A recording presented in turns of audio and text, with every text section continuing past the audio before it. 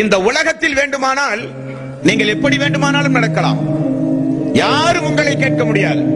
உங்களுக்கு மார்க்கம் இஸ்லாம் பிடித்தால் ஏற்றுக்கொள்ளலாம், பிடிக்காவிட்டால் நிராகரிக்கலாம். ஏன்? அல்லாஹ்வுடைய பூமியில் இருந்து கொண்டு அல்லாஹ்வே இல்லை என்று கூட பேசுகிற உரிமை உங்களுக்கு இருக்கலாம்.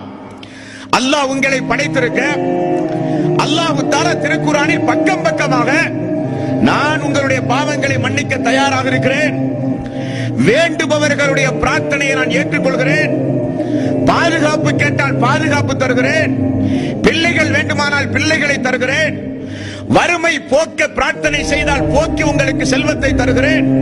எவ்வளவு வசனங்களை திருக்குர்ஆனில் அல்லாஹ் சொல்கிறான். அந்த அல்லாஹுவை விட்டுவிட்டு அல்லாஹுவால் படைக்கப்பட்ட மனிதர்களிடத்திலே போய், உருவச் சிலைகளிடத்திலே போய், உயிரற்ற பொருள்களிடத்திலே போய் தன்னுடைய தேவைகளை கேட்கிற இஸ்லாமிய சமுதாயம் மட்டுமல்ல, யாராக இருந்தாலும் அப்படி கேட்கிற உரிமை, அதை நியாயப்படுத்தி பேசுகிற உரிமை உங்களுக்கு உலகத்தில் இருக்கலாம். ஆனால் ஒரு நேரம் உண்டு உங்களுக்கெல்லாம். அந்த நேரத்தை குறித்து அல்லாஹ் தஆலா அவனுடைய அருள்மறையாம் திருமறை குர்ஆனிலே சொல்கிறான்.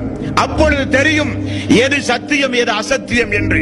அல்லாஹ் தஆலா ஒவ்வொரு மனிதர்களையும் இந்த உலகத்தில் புரிய வைத்து புலம்ப வைத்து அதற்கு பிறகுதான் உயிர்களை அல்லாஹ் கைப்பற்றுவேன் என்று அல்லாஹ் சொல்கிறான். யாரை அல்லாஹ் உதாரணமாக சொல்கிறான் தெரியுமா? திருக்குர்ஆனில் 10வது அத்தியாயத்தின் 90வது வசனம் 91வது வசனம். இந்த வசனத்தை எடுத்து பாருங்கள்.